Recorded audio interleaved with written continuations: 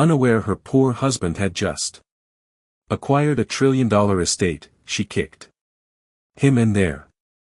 She threw his suitcase into the rain before he could even explain. "Get out of my house, Marcus. And take that child with you." Thunder cracked across the Atlanta sky as the front door of the modest brick home slammed shut with a finality that felt like a gunshot. Marcus Hill stood frozen on the porch, rain soaking through his thin jacket, his 5-year-old daughter Nia clinging to his leg. The porch light flickered above them, casting shadows across his bruised pride. Inside, through the curtain, his wife Danielle's silhouette trembled, but she didn't open the door again. What she didn't know, what she couldn't possibly imagine, was that less than 6 hours earlier, Marcus Hill had become the sole heir to a $1 trillion estate. And by the time she found out, everything would already be burning. 3 days earlier, the Hill family wasn't poor in spirit. Just in bank accounts. Marcus worked 2 jobs. Warehouse by day. Rideshare by night. His hands were calloused, his back constantly aching, but he still found the strength to read bedtime stories in funny voices for Nia. Danielle once loved that about him, the way he made struggle look survivable. But love weakens under pressure. Danielle Hill was beautiful, sharp, ambitious. She worked as a real estate assistant downtown, watching wealthy clients glide through life in designer heels while she budgeted groceries with coupons. She used to believe in Marcus's one day. One day he'd launch his logistics company. One day investors would call back. One day things would change. One day never came. Bills stacked on the kitchen counter like quiet accusations. Final notice stamps in red ink. Their car had been repossessed the previous month.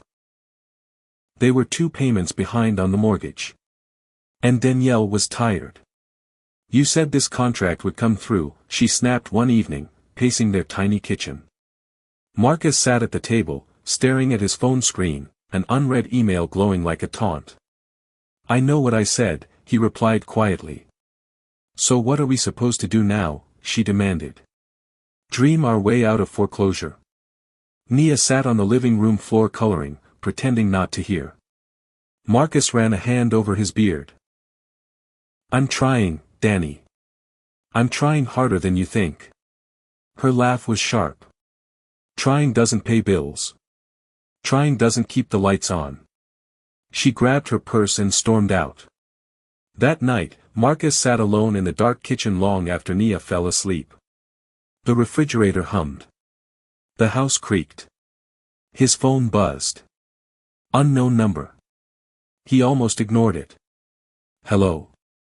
Is this Marcus Elijah Hill?" His chest tightened at the use of his full name, a name hardly anyone used anymore. "Yes. My name is Attorney Roland Price from Price and Willoughby Estates. I'm calling regarding your grandfather, Isaiah Elijah Hill." Marcus blinked. "I don't have a grandfather." A pause. "Sir, according to our records, you are the last surviving heir of Isaiah Hill, founder of Hill Global Infrastructure." The words didn't register. He chuckled weakly. "You got the wrong person. Mr. Hill passed away yesterday in Zurich. His estate, valued conservatively at $1.2 trillion, lists you as sole beneficiary." Silence swallowed the kitchen. "I think this is a scam," Marcus said carefully. "Sir, we can verify your identity through Social Security and birth certificate records. Your mother, Angela Hill, was estranged from the family. We have documentation." His heart pounded. Angela. His mother had died when he was 12. She never spoke about her family. Only that they were dangerous and not like us. "You're saying," his voice cracked. "You're saying I just inherited, what? A controlling stake in Hill Global Infrastructure. International ports, energy grids, private equity holdings. You are now chairman and majority owner." The refrigerator hum felt deafening. "I work at a warehouse," Marcus whispered. "Not anymore. Present day." Danielle didn't know about the phone call. Marcus hadn't told her yet. He planned to. But the meeting with the attorneys required immediate travel. Discretion. Legal processing. There were documents to sign, security clearances, NDAs. He'd left early that morning saying he had an interview. Technically, he did. When he returned home hours later, rain clouds already gathering overhead, Danielle was waiting. Her eyes were red. A man's silver watch glinted on the kitchen counter. "Who's been here?" Marcus asked. "Someone who doesn't lie about interviews," she shot back. He frowned. "I didn't lie. You disappeared all day, Marcus. The bank called. We're officially in foreclosure." "I know. I'm handling it." "Handling it how?" "With faith." Her voice rose. "I'm done being broke. I'm done watching other women live the life I deserve while I scrape pennies." He stepped closer. "Just give me until tomorrow." "Tomorrow?" She laughed bitterly. "You've been saying tomorrow for 10 years. Nia appeared in the hallway, clutching her stuffed bear. "Mommy?" Danielle's face hardened. "Pack your things, Marcus." He stared at her. "You heard me. I'm not drowning with you." Rain began tapping against the windows. "You're choosing money over family?" he asked quietly. "No," she said coldly. "I'm choosing survival." The argument escalated, sharp words, old wounds ripped open. And then she said it. "I should have married Trevor when I had the chance." The name hit him like a punch. Trevor Kane. Real estate developer. Flashy. Wealthy. Recently divorced. Marcus felt something inside him go still. Danielle walked to the bedroom, returned with his worn duffel bag, and threw clothes into it without folding. "You can't just kick us out," he said. "Watch me." The front door swung open. Thunder roared. And just like that, she shoved the suitcase into the storm. Nia began crying. Marcus didn't argue anymore. He picked up his daughter. He picked up the suitcase. He stepped into the rain. Behind him, the door slammed. Across the street, a black luxury SUV idled quietly, headlights dimmed. Inside, a suited driver watched through tinted glass and spoke into an earpiece. "Yes," the driver said. "He's been displaced." A voice crackled through the speaker. "Good. Keep surveillance. The board moves tomorrow."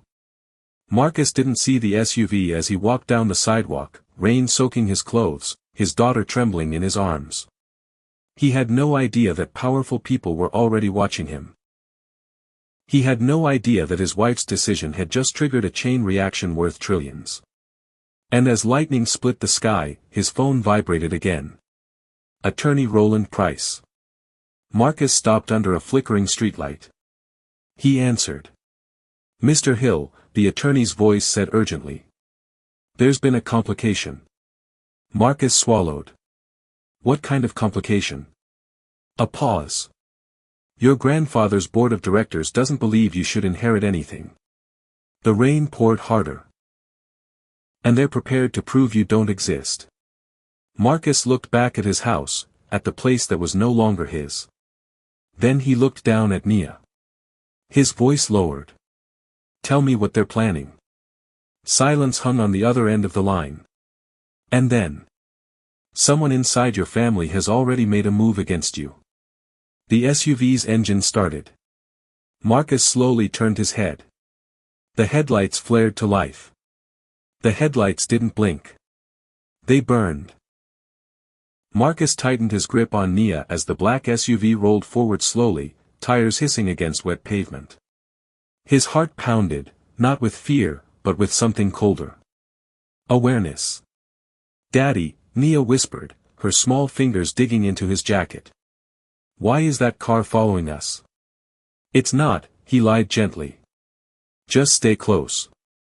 The SUV stopped 10 feet away. The driver's side window slid down smoothly. A tall, dark-skinned man in a tailored charcoal suit stepped out, umbrella already open. He moved with precision. Military posture. Corporate calm. Mr. Marcus Hill. Marcus didn't answer. I'm Damien Cole, the man said. Head of security for Hill Global Infrastructure. Marcus felt the words echo inside his chest. Security. For him. I'm not getting in that car, Marcus replied flatly. You misunderstand, Damien said calmly. You don't have a choice. The streetlight flickered. Marcus positioned himself slightly in front of Nia. I've done nothing wrong. I'm aware. But others are preparing to say you have. Damien gestured toward the SUV. Please. Let's not do this in the rain. Marcus stared at him for a long moment. Danielle's words still rang in his ears. You're nothing. You'll never be enough. Now strangers in tailored suits were calling him Mr. Hill. The world had shifted in less than a day. He stepped forward. Inside the SUV, the interior smelled of leather and quiet money. Nia sat curled against Marcus as the vehicle pulled away from the only home she'd ever known. Where are we going? Marcus asked. Secure property, Damien answered. Until the board convenes tomorrow morning. Why would the board care about me? Damien's jaw tightened slightly. Because you now control 51% of the company. Marcus let out a hollow laugh. I stocked boxes this morning. And tonight, Damien said evenly, you're worth more than most countries. Silence filled the vehicle. Atlanta's skyline shimmered in the distance, rain blurring the lights. Marcus watched the city pass, mind racing. Attorney Price mentioned a complication, Marcus said. Something about the board trying to prove I don't exist. Damien nodded once. Your grandfather's board has operated autonomously for years. He maintained control quietly. They assumed upon his death, interim leadership would pass to your uncle. Uncle? Calvin Hill. The name meant nothing. You've never met him, Damien continued. But he's known about you. Marcus stiffened. How? Your mother's removal from the family wasn't as clean as she believed. A chill crawled up Marcus's spine. What does that mean? It means, Damien said, eyes forward, you were never invisible. Just, unacknowledged. The SUV exited the highway and turned toward Buckhead's wealthiest district.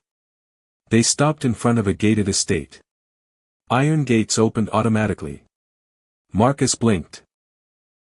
This isn't secure property, he muttered. This is your property, Damien corrected. The mansion rose before them like something out of a film. White stone. Floor-to-ceiling glass. Lit fountains. Security cameras discreetly positioned at every angle. Nia's eyes widened. Daddy, is this a castle? Marcus couldn't answer. He stepped out slowly, rain finally easing. The front doors opened. Attorney Roland Price stood waiting beneath the grand chandelier, silver hair immaculate, expression unreadable. Mr. Hill, he said, extending his hand. We have much to discuss. Hours later, Nia slept upstairs in a guest suite larger than their old living room. Marcus stood in the library across from Roland and Damien. Documents covered the polished oak table. This is overwhelming, Marcus admitted. Roland adjusted his glasses. Your grandfather was a complex man. Publicly ruthless. Privately, protective. Protective? Marcus scoffed. He let my mother struggle alone. Your mother left by choice, Roland said carefully. Marcus's eyes sharpened. That's not what she said. Roland hesitated. There are files you haven't seen yet. Before Marcus could respond, the library doors opened. A woman entered. Tall. Elegant. Late 40s. Skin like polished bronze. Eyes sharp enough to cut glass. She didn't wait for permission. Roland, she said coolly. I asked you to delay this circus. Roland straightened. Victoria, this isn't your decision. Victoria. She turned her gaze to Marcus. So, she said slowly, you're the warehouse worker. Marcus held her stare. And you are? Victoria Hill, she replied. Calvin's daughter. Your cousin. Cousin. The word tasted foreign. Victoria walked around him slowly, studying him like inventory. You look nothing like him, she murmured. Like who? Grandfather. Marcus folded his arms. Maybe that's the point. Her lips curved slightly. Not a smile. You understand, she said, voice smooth but edged, that the board will never accept you. I didn't ask them to. But you inherited control, she replied. Which makes you a problem. Roland stepped in. Victoria, enough. She ignored him. You think this is a blessing, she continued. But you've stepped into a war you don't understand. Marcus felt the weight of it then. The air in the room shifted. War. He said quietly. Victoria's eyes darkened. You think the markets move on numbers? They move on power. Alliances. Blood. She leaned closer. And blood, she whispered, can be erased. Damien's posture stiffened instantly. Marcus didn't flinch.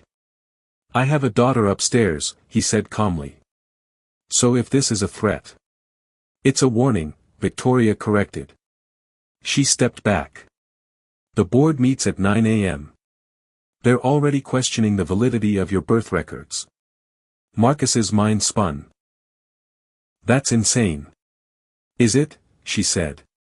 Your mother disappeared from family records in 1993. Officially disowned. No legal trace connecting her to Hill lineage. Roland cleared his throat. We have documentation. Victoria's smile faded. For now. She turned toward the door. Oh, and Marcus, she added without looking back. Trevor Kane is an ambitious man. Marcus froze. What does Trevor have to do with this? Victoria paused. He's negotiating a merger with Hill Global's Southeastern Development arm. The room went still. And he's been promised something very personal in return. Marcus's jaw tightened. You're lying. Victoria faced him fully now. Am I? Her voice lowered. You were never supposed to inherit anything. Calvin had everything arranged. Roland's expression shifted. Victoria, that's confidential. She shrugged. It won't matter by tomorrow. Marcus stepped forward. What did Calvin arrange? Victoria's gaze sharpened like a blade. An accident. The word landed heavy. Silence swallowed the library. Damien moved instinctively closer to Marcus. Explain, Marcus demanded. Victoria studied him for a long moment. Then she said quietly. The board was prepared for your obituary, not your inheritance. Marcus felt the floor tilt beneath him. Are you saying someone tried to? A sudden crash echoed from upstairs. Nia screamed. Marcus didn't hesitate. He ran. Marcus didn't think. He ran. Up the marble staircase 2 steps at a time, heart slamming against his ribs. Another scream tore through the mansion, high, terrified, unmistakably Nia. Daddy! I'm coming.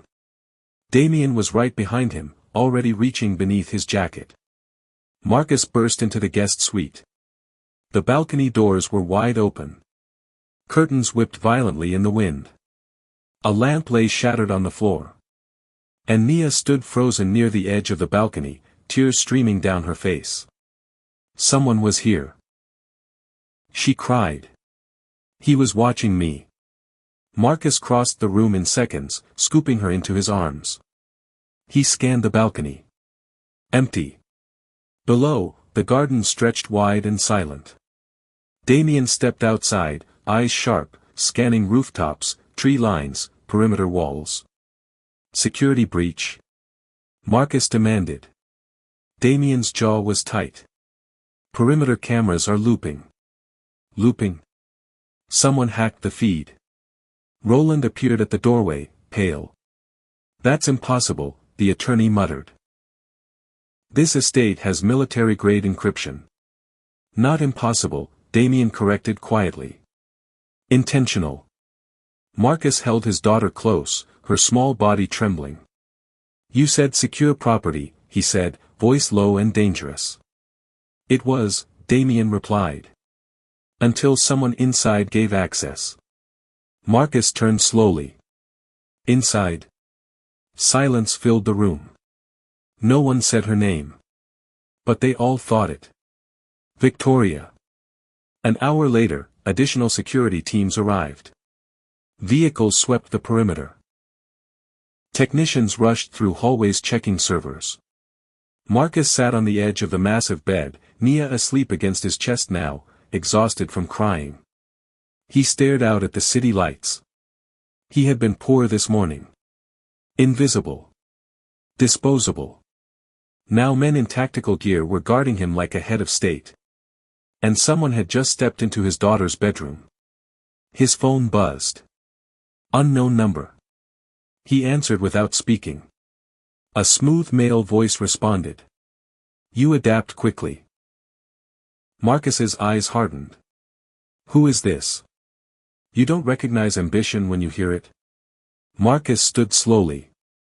Trevor. A soft chuckle. Congratulations, Marcus. You finally made something of yourself. Marcus stepped toward the dark window, lowering his voice. You sent someone into my daughter's room. That wasn't me, Trevor replied calmly. But don't act surprised. When money shifts, predators move. Marcus's grip tightened around the phone. You've been seeing my wife. A pause. Danielle deserves stability. Marcus's breathing slowed. You think this is about love? Trevor's tone sharpened slightly. Everything is about leverage. The word hung heavy. What deal did you make? Marcus asked quietly. Trevor didn't answer immediately. Let's just say, he said at last, some people prefer predictable leadership at Hill Global. Calvin. Smart man. Marcus closed his eyes. You thought I'd never step into this. You weren't supposed to, Trevor replied. Footsteps approached down the hallway. Damien's voice murmured to someone. Trevor continued. You've disrupted $1 billion merger. Try trillion, Marcus said coldly. Trevor laughed. You still think this is yours? Marcus's eyes opened. It is. Another pause. Then Trevor's voice lowered. You have 48 hours. For what? To realize you're not built for this. The line went dead. Marcus stared at the screen. 48 hours. Downstairs in the library, Victoria stood by the fireplace, sipping wine as if nothing had happened. Roland paced. This has escalated beyond corporate maneuvering, he said sharply. A child was involved. Victoria didn't blink. You're assuming that wasn't the intention. Roland stopped pacing. You're playing a dangerous game. She set the glass down carefully. No, Roland. I'm protecting a legacy. By terrorizing a 5-year-old? Victoria's expression flickered, just for a second. Then hardened. If Marcus steps down, none of this continues. Damien entered quietly. He won't. Victoria met his gaze. Security can't protect him from internal votes. Damien's voice was calm. It can protect him from you. Her lips curved slightly. Can it? Morning came too fast. News outlets buzzed with rumors. Unconfirmed heir challenges Hill Global leadership. Stock volatility expected after chairman's death. Marcus stood in the massive walk-in closet, staring at tailored suits laid out for him. Damien adjusted his cufflinks. You don't have to attend in person, Damien said. Yes, I do, Marcus replied. He buttoned the jacket slowly. The man in the mirror didn't look like the warehouse worker from yesterday. He looked like someone stepping into fire. Downstairs, Nia ate quietly at a long dining table, dwarfed by its size. "Are we rich now?" she asked softly. Marcus knelt beside her. "We're safe," he said. She looked up at him. "Mommy said you can't keep promises." The words hit harder than any threat. Marcus forced a gentle smile. "Mommy's just upset." He kissed her forehead. "I'm going to fix this."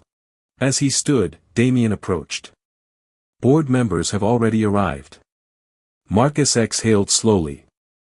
"Let's go." Hill Global headquarters towered over downtown Atlanta like a monument to power. Glass and steel. As Marcus stepped out of the car, cameras flashed instantly. Reporters shouted questions. "Are you truly Isaiah Hill's grandson? Is this a hostile takeover? Will you resign?" He didn't answer. Inside the executive boardroom, 12 members sat around a polished black table. At the head sat Calvin Hill. Silver-haired. Immaculate suit. Eyes cold as winter. Marcus stopped when he saw him. There it was. Recognition. Calvin studied him quietly. "So," Calvin said at last, voice smooth and controlled. "The ghost returns." Marcus pulled out a chair. "I was never a ghost." Calvin's fingers tapped lightly on the table. "You were an inconvenience." Board members shifted uncomfortably. Roland cleared his throat. Per Isaiah Hill's will, Marcus Hill inherits controlling interest effective immediately. Calvin smiled thinly. "Assuming he is Marcus Hill." Marcus's eyes narrowed. Calvin slid a folder across the table. Inside were documents. Birth certificate discrepancies. Hospital record inconsistencies. Witness affidavits. Fabricated doubt. "You've built your case," Marcus said quietly. Calvin leaned back. "We built it years ago." The air went still. Marcus looked up sharply. "What does that mean?" Calvin's voice dropped. "It means your inheritance was supposed to be buried with you." Silence crushed the room. "You planned this before my grandfather died?" Marcus asked. Calvin's eyes didn't move. "I planned it before you were born." Marcus felt something inside him crack. Rage. But he didn't show it. "You erased my mother," Marcus said slowly. Calvin didn't deny it. "She made a choice. You made one too." Calvin's gaze sharpened. "Yes." Marcus leaned forward. "And now I'm making mine." Calvin's lips curved faintly. "You don't know the truth yet, boy." Marcus's pulse slowed. "What truth?" Calvin folded his hands calmly. "The truth about why your mother ran." The room felt smaller. Marcus's voice lowered. "What are you talking about?" Calvin leaned in slightly. "She didn't leave to escape us." "A beat.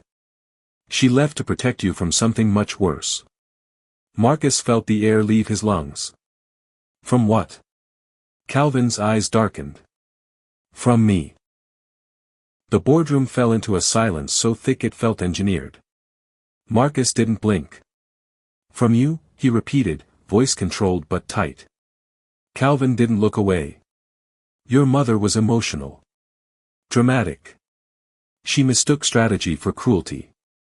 "You erased her," Marcus said. "I removed her from the company's succession structure," Calvin corrected smoothly. "There's a difference." Marcus leaned back slowly, studying him now. "You said she ran to protect me." "Yes." "From what?" Calvin folded his hands on the table. "From becoming leverage." The word echoed. Marcus's jaw tightened. "Leverage for who?" Calvin's eyes flicked briefly toward Victoria, who sat composed 3 seats down, unreadable. "For the board," Calvin said. "For investors." "For enemies." Roland shifted uneasily. Calvin continued. You don't understand how empires operate. Bloodlines aren't sentimental, they're assets. Your existence created instability. I was a child, Marcus said quietly. And children grow into liabilities. The statement hung in the air like smoke. Marcus felt heat rising in his chest, but he forced himself to stay still. So my mother left, he said slowly. To protect me from being used. Yes. And you let her struggle. Calvin's expression hardened slightly. She refused protection. Marcus almost laughed. Protection? Or control? Calvin didn't answer. Instead, he looked around the table. Ladies and gentlemen, this emotional detour changes nothing. The matter before us is legal legitimacy. A board member cleared his throat. Mr. Hill, there are inconsistencies in your documentation. Marcus stood. You forged those inconsistencies. Murmurs rippled. Calvin's voice sharpened just slightly. Careful. Marcus leaned forward, palms flat on the table. You've had 30 years to erase me. Calvin's eyes narrowed. And you think I didn't? The room chilled. Roland stepped in quickly. The will is airtight. DNA verification is already in process. Victoria's voice cut in smoothly. Contested DNA results can delay control for months. Marcus turned toward her. That what you're buying time for? She held his gaze. You think you're ready for this world, Marcus? You couldn't even keep your own house. The words landed sharp. He didn't flinch. My house wasn't a problem, he said calmly. The people inside it were. Victoria's eyes flickered.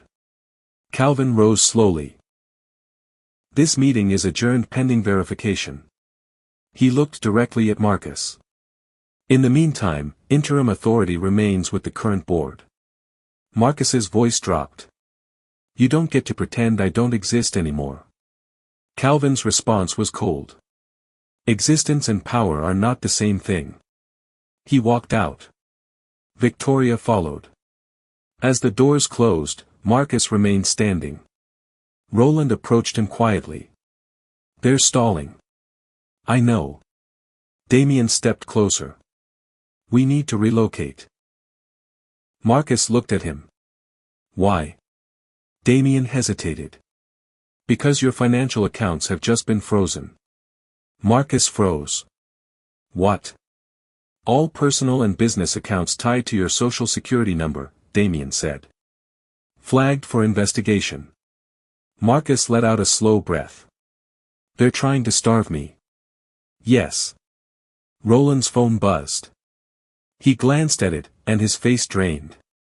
There's more. Marcus's eyes sharpened. Say it. Roland swallowed. An arrest warrant has been filed in your name. Silence. For what? Marcus demanded. Corporate fraud. Identity falsification. Marcus laughed once, a hollow, disbelieving sound. That's impossible. It's strategic, Roland corrected. Damien's posture shifted instantly. We need to move now. Marcus didn't move. They're criminalizing my existence. Yes, Roland said softly. Marcus's phone buzzed again. Danielle. For a split second, everything else disappeared. He answered. What? Her voice was shaky. Marcus, something's wrong. He closed his eyes briefly.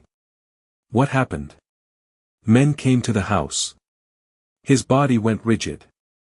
What men? They said they were federal investigators.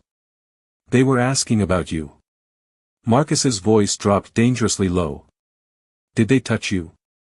No. Mia's not there. I know, Danielle snapped. They told me that. Marcus's mind raced. They were trying to scare you. Well, it worked, she shot back. What did you do? He said nothing. Danielle's voice cracked slightly. Trevor said you were in over your head. Marcus's eyes opened slowly. Trevor told you that? Yes. He said you've been lying. That this inheritance thing is fake and you're about to be exposed. Marcus almost smiled. Of course. Divide and destabilize. Danielle, he said carefully, listen to me. Don't trust him. A bitter laugh came through the phone. I already trusted you. The word stung. You kicked me out before I could explain, he replied quietly. Silence. Then. You have 24 hours to clear this mess, she said. Or I'm filing for full custody. The line went dead. Marcus stood still for several seconds. Damien watched him closely. Personal pressure, Damien said quietly. Classic tactic. Marcus's voice was calm now. Too calm. They're isolating me. Yes. They're attacking my credibility. Yes. They're coming after my daughter through her mother. Damien didn't answer. Marcus looked up slowly. They underestimated something. Roland frowned. What? Marcus's eyes hardened. They think I'm still the man who stocks boxes. That evening, back at the estate, Marcus sat alone in the private office. Massive windows overlooked the city. On the desk were files Roland had finally unlocked. Angela Hill. His mother. Photos he'd never seen. Legal memos. Internal emails. One document caught his eye. Subject line, Containment Protocol, Secondary Air. Marcus's pulse slowed. He opened it. The memo was dated 1992. It outlined risk assessments. Public exposure scenarios. Contingency elimination options. His name wasn't listed. He wasn't born yet. But the heading read. Projected offspring, Angela Hill. Marcus's breathing changed. This wasn't about doubt. It was about premeditation. They had planned his removal before he existed. A knock at the door. Damien stepped inside. We have movement. Marcus looked up. What kind? Damien hesitated. Calvin just authorized a private security transfer. To where? Damien's jaw tightened. To your old neighborhood. Marcus stood instantly. For what? Damien met his eyes. They're not looking for you. A cold wave passed through Marcus's body. Then who? Damien didn't answer immediately. He didn't need to. Marcus grabbed his coat. They're going after Danielle. The car barely stopped before Marcus was out of it. Danielle's street was blocked. 2 black SUVs. 1 unmarked sedan. Neighbors stood outside pretending not to stare. Marcus's chest tightened as he spotted Danielle on the front lawn, arms crossed defensively, Trevor Kane standing just behind her like a shadow that had finally stepped into the light. Trevor wore a tailored navy suit, calm, controlled, composed for the cameras that weren't there. Marcus walked forward slowly. Damien followed 2 steps behind. Danielle saw him first. Her expression flickered, anger, relief, confusion, all fighting for dominance. What are you doing here? She demanded. You're welcome, Marcus replied evenly. Trevor's lips curved faintly. Marcus. Didn't expect you to show up personally. I don't hide behind lawyers, Marcus said. Trevor took a casual step forward. These gentlemen are here to secure financial documentation. Given the investigation, assets tied to your name may be subject to seizure. Marcus looked at the so-called agents. They don't look federal. Trevor smiled faintly. Private compliance. Damien stepped closer to Marcus's shoulder.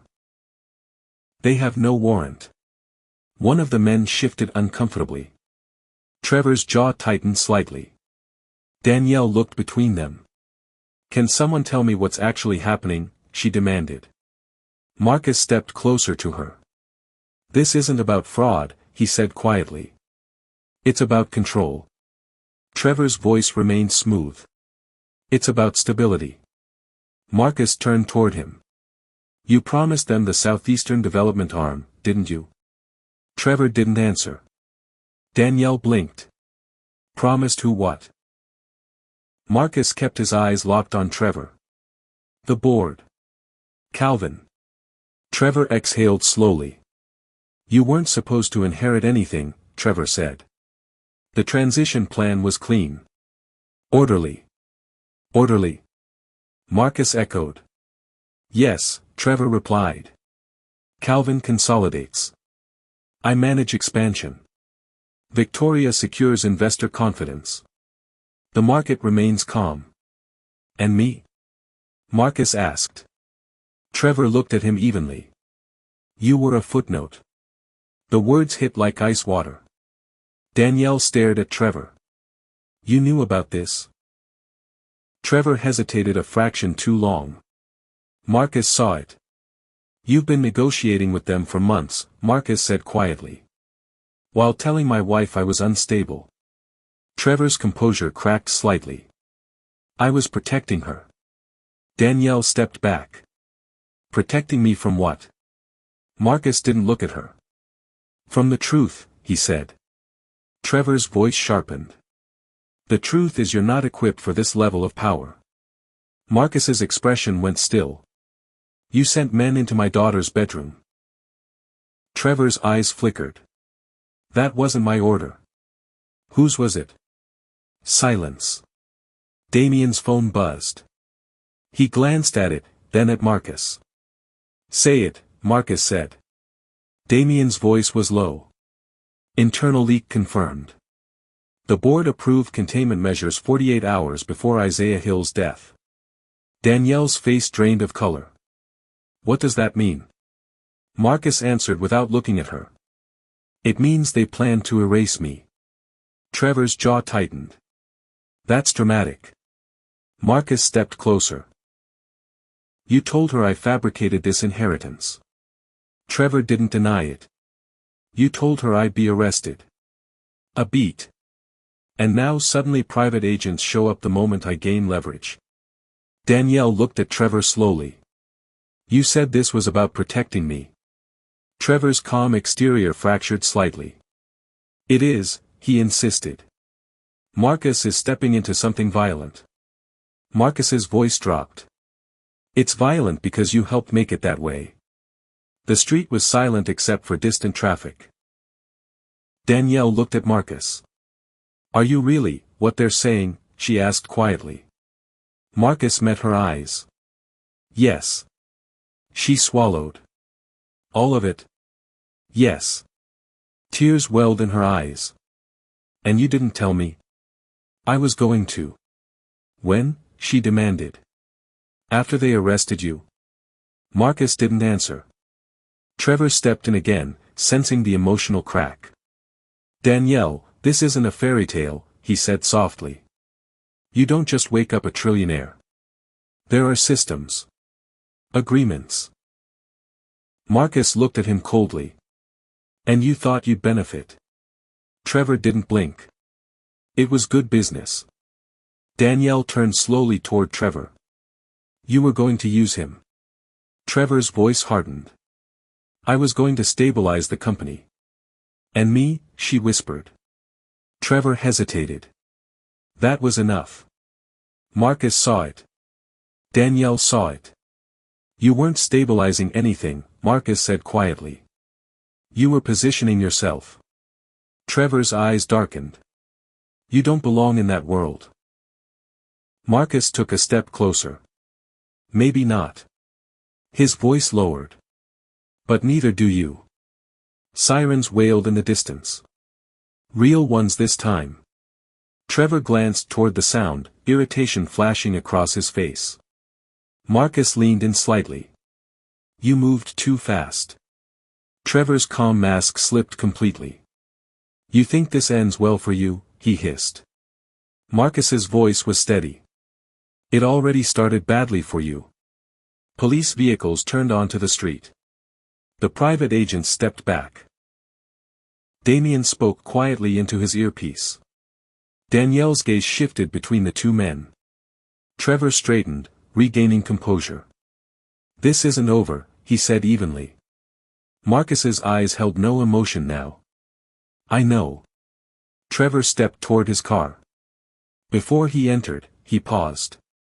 "There's something you still don't understand," he said without turning around. Marcus didn't respond. Trevor looked over his shoulder. "Your mother didn't just run from Calvin." Marcus's body stilled. "She ran from what your grandfather built." Marcus's voice was barely audible. "What does that mean?" Trevor's expression was unreadable. "It means the company you just inherited isn't clean." Silence swallowed the space between them. Trevor got into his car. The SUVs pulled away. Police officers approached, confused by the dispersing scene. Danielle stood frozen. Marcus looked at her slowly. "What did he mean?" she asked. Marcus didn't answer. Because for the first time since this began, he wasn't sure. Damien stepped closer. "There's something you need to see." Marcus turned. "What?" Damien's voice was controlled. "Internal archives just unlocked under emergency clause." Marcus felt his pulse slow. "And?" Damien met his eyes. "Your grandfather funded more than infrastructure." Marcus's expression hardened. "Say it." Damien didn't hesitate. "There are offshore accounts tied to political destabilization contracts." The world seemed to tilt. Danielle stared at him. "You inherited something bigger than money." Marcus's jaw tightened. "How big?" Damien's voice lowered. "Big enough that people would kill to keep it buried." Marcus looked back at the mansion in the distance. At the empire he'd just stepped into. And for the first time, he wondered if the inheritance wasn't a gift, but evidence. The estate felt different that night. Not luxurious.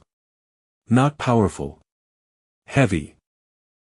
Marcus stood in the underground archive room beneath the mansion, staring at a wall of digital screens Damien had activated under the emergency clause. Encrypted folders scrolled across the largest monitor. Project Blackwater Transit. Southeast Port Acquisition, unlisted. Stability Consulting, foreign. Marcus's reflection stared back at him in the glow of the screens. "This is infrastructure," he asked quietly. Damien's voice was steady but low. "On paper." Roland stood near the desk, reading through physical documents pulled from a hidden safe. "Your grandfather built ports, rail systems, power grids," Roland said carefully. "But those systems gave him access." "Access to what?" Marcus asked. Roland looked up slowly. "Governments." The word settled like dust after an explosion. Marcus stepped closer to the screen. Lines of transactions appeared. Billions routed through shell corporations. Security contracts in unstable nations. Election, consulting. Danielle's words echoed in his mind. "You've been lying." Trevor's voice followed. "The company you just inherited isn't clean." Marcus swallowed. "How deep does this go?" Damien didn't hesitate. 3 decades. Marcus closed his eyes briefly. "So Calvin isn't just protecting stock value." "No," Damien replied. "He's protecting secrets." Roland added quietly, "Secrets that could collapse governments." Silence filled the room. Marcus's phone buzzed. "Victoria." He stared at the screen before answering. "What?" Her voice was calm, almost amused. "You've seen it." Marcus didn't deny it. "You knew." "Yes." "And you were fine with it?" A pause. "This is how power works," she said evenly. "You think America's clean? You think billionaires build empires on good intentions?" Marcus's jaw tightened. "You destabilized countries." "We stabilized investments," she corrected. "At what cost?" "Progress requires sacrifice." Marcus's voice dropped dangerously low. Children aren't sacrifices. Victoria went quiet for a second. Then. You're emotional. I'm human. And that, she replied softly, is why you're not fit to lead. Marcus stepped closer to the monitor. You tried to erase me to keep this buried. Yes. No hesitation.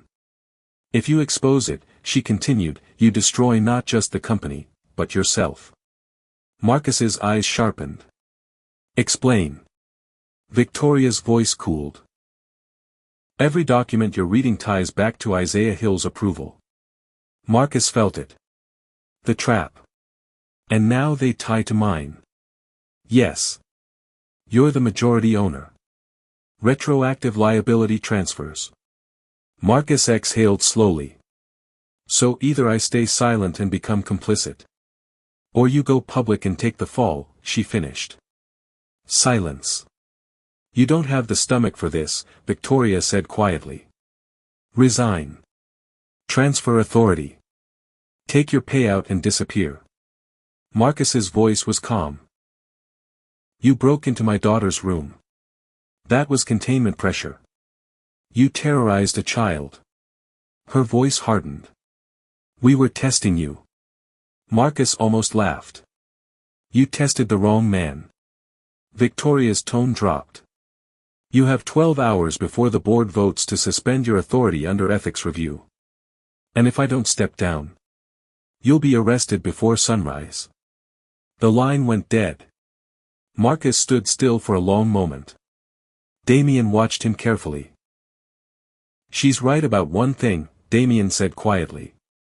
Marcus didn't look at him. Which part? You don't have 12 hours. Marcus finally turned. How long do I have? Damien's voice was steady. Maybe 3. Roland stepped forward urgently. Calvin just filed an emergency injunction. Federal. Marcus let out a slow breath. They're accelerating. Yes, Roland said. Which means they're scared.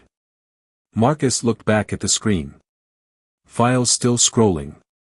Evidence. Proof. Poison. He thought about Nia sleeping upstairs. About Danielle's doubt.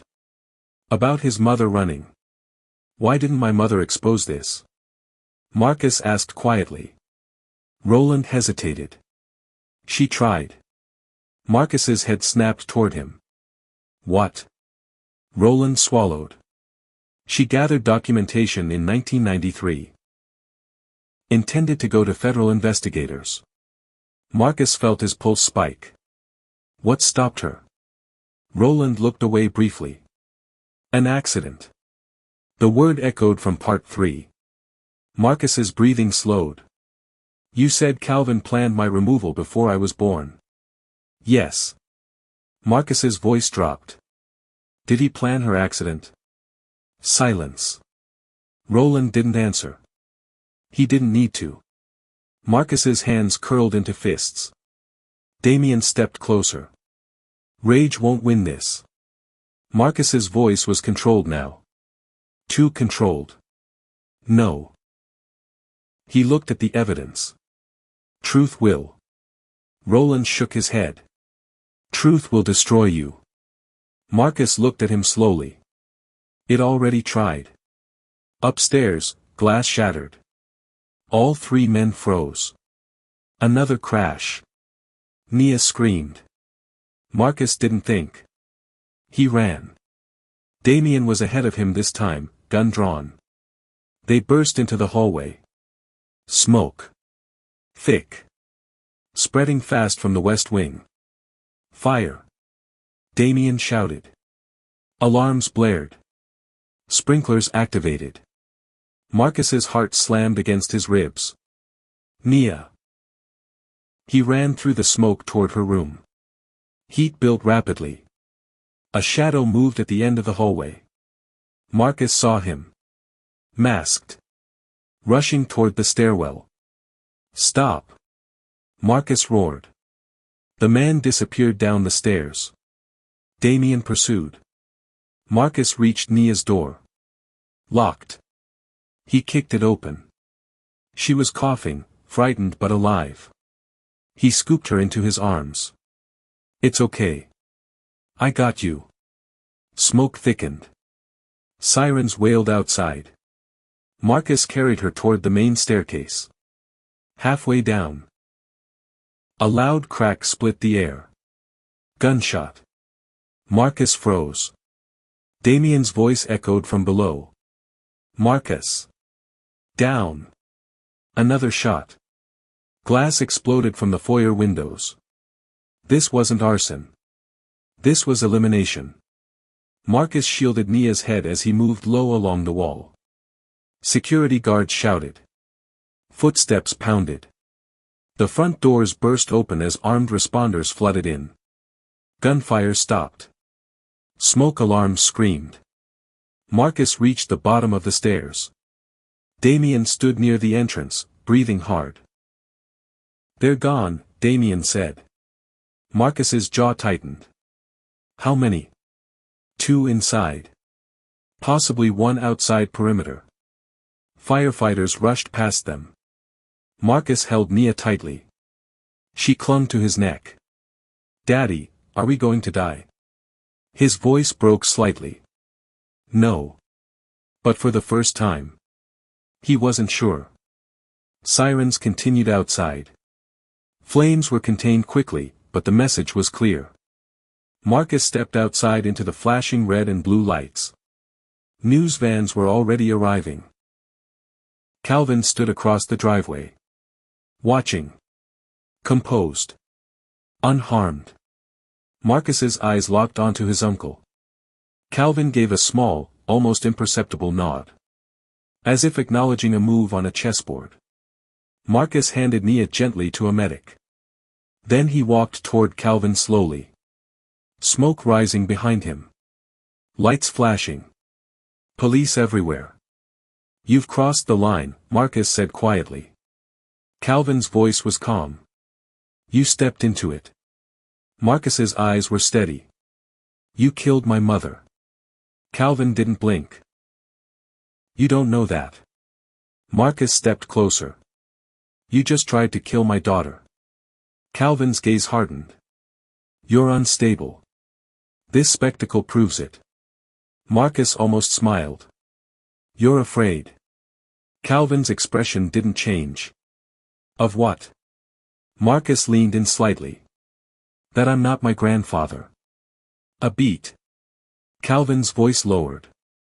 No. Marcus's eyes sharpened. You're afraid I am. Sirens echoed into the night. Smoke drifted between them. And for the first time. Calvin didn't look certain. The night air burned with smoke and tension. Marcus stood on the charred driveway, Nia safe in the hands of medics, her small face pale but determined as she peered at him. Flames still licked the corners of the mansion behind him, casting the scene in an almost apocalyptic glow. The police, investigators, and private security formed a ring around the estate, but all eyes, mine included, were on him and Calvin. You're going to jail, Marcus, Calvin said, his voice calm but brittle, like ice cracking under pressure. Marcus let the words hang for a moment. He could see now that his uncle was trembling, not from fear of fire or law, but from the realization that his nephew had survived every trap, every scheme, every attempt to erase him. I'm not going anywhere, Marcus said, voice steady, low, deliberate. You thought controlling the board, the media, even my daughter, would stop me. It didn't.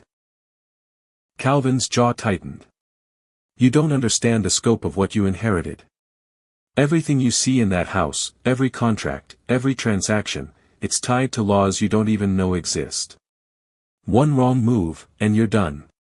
Marcus's eyes flicked toward the mansion again, the smoke curling like gray serpents into the night sky. Then back to his uncle. You thought I was weak because I grew up poor. You thought I would crumble under pressure. But that's where you underestimated me. I know what this empire is. I know its power. And I know its poison. Calvin's expression flickered, rage, panic, disbelief, but Marcus didn't stop. You tried to erase my mother, manipulate my wife, terrorize my daughter. All for what? Control. Legacy. Money. You forgot one thing about our family. Calvin's eyes narrowed. And what's that? Marcus stepped closer, voice now hard as steel. Blood doesn't lie. It protects. It fights. And it survives. From the corner, Damien and Roland had been watching quietly, but now Damien took a step forward, hand resting on the sidearm at his hip. Marcus glanced at him. He didn't need protection, but it helped to know someone had his back. Calvin, Marcus continued, the documents, the offshore accounts, the political contracts, they're not just power. They're leverage. They're proof. And now the authorities have it. Every single thing you've done has been traced. Calvin's calm cracked entirely. He spat out the last line of defense. You think they'll believe you? That you're the rightful heir? That you weren't fabricated, removed, erased? Marcus let a small smile creep over his face. I don't need them to believe it. I have proof. He signaled Damien. Damien tapped his earpiece. In seconds, laptops and encrypted drives appeared from the SUV. Marcus flicked through documents, emails, videos, wire transfers, everything. Detailing Calvin's schemes, Trevor Kane's manipulations, Victoria's attempts to secure investor confidence, and the direct threat to his family. Police officers approached cautiously, peering at the flood of evidence on the screens. Reporters, sensing the magnitude of the scene, began to record everything. Everything, Marcus said, voice rising, from my grandfather's private dealings to the attempt on my life tonight, all of it is documented. All of it is admissible. And Calvin. He let the pause stretch like a noose. It implicates you directly. Calvin's face paled as the enormity of the exposure hit him. He opened his mouth, trying to find words that could absolve him, but there were none. Marcus continued, voice calm but relentless.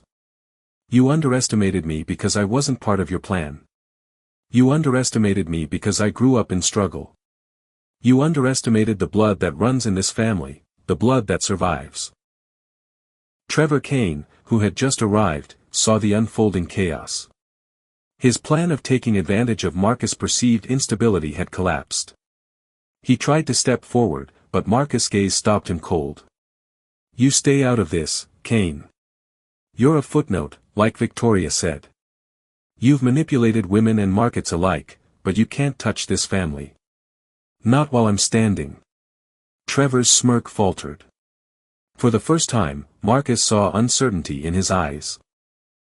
He turned and walked away into the night, leaving the board, the reporters, and Calvin exposed. Victoria appeared from the shadows, her elegance untouched by the chaos. She looked at Marcus and then at her father. You've changed the game, she said softly. Marcus didn't respond. He looked at the mansion once more, the fire crews finally containing the last embers. Then he turned toward Danielle, who was stepping cautiously toward him. Her eyes searched his face for the man she thought she had lost. I didn't believe you, Danielle whispered, her voice trembling. I thought you were still, helpless. Marcus shook his head slowly. I was never helpless. I just hadn't been tested like this. He knelt down to Nia, whose small arms wrapped around his neck. And now, no one will ever threaten you again. Ever. Outside, the flashing lights of police and news crews captured the spectacle. Calvin Hill, once untouchable, was being handcuffed, his empire exposed, his plans unraveling. The evidence Marcus brought forward ensured charges of fraud, attempted endangerment, and corporate malfeasance would stick. Victoria lingered nearby, expression neutral but approving. You did what you had to do. But don't be naive, this is just the beginning. Marcus looked at her steadily. I know. Danielle stepped closer. So, we're safe. Marcus pulled her into a brief embrace. Safe isn't the word. We're free. And finally, we can choose how we live, not how they dictated. Nia looked up at him, sleepy but smiling. Daddy, are we rich now? Marcus chuckled softly. Yes, Nia. But the kind of rich that matters is keeping family safe. That's the kind that lasts. As the sun began to rise over Atlanta, washing the city in golden light, Marcus stood with his family. The mansion behind them bore scars, but it had also witnessed the birth of a new era. One where betrayal had been answered, secrets had been revealed, and justice had been served. Calvin was taken away. Trevor Kane's schemes unraveled. Victoria's warning lingered, but Marcus knew one thing: he had survived the crucible of betrayal, the pressure of wealth, and the threats to those he loved. And he would protect his family. No one would ever make him powerless again. Marcus Hill turned toward Danielle and Nia, his heart steady, his resolve unbreakable. Let's go home, he said. The three of them walked away from the mansion, the early morning light casting long shadows. Behind them, the empire that had tried to erase him stood exposed, vulnerable, and finally accountable. The camera of the mind pulls back, leaving them small but unbroken, walking into a future that they now owned.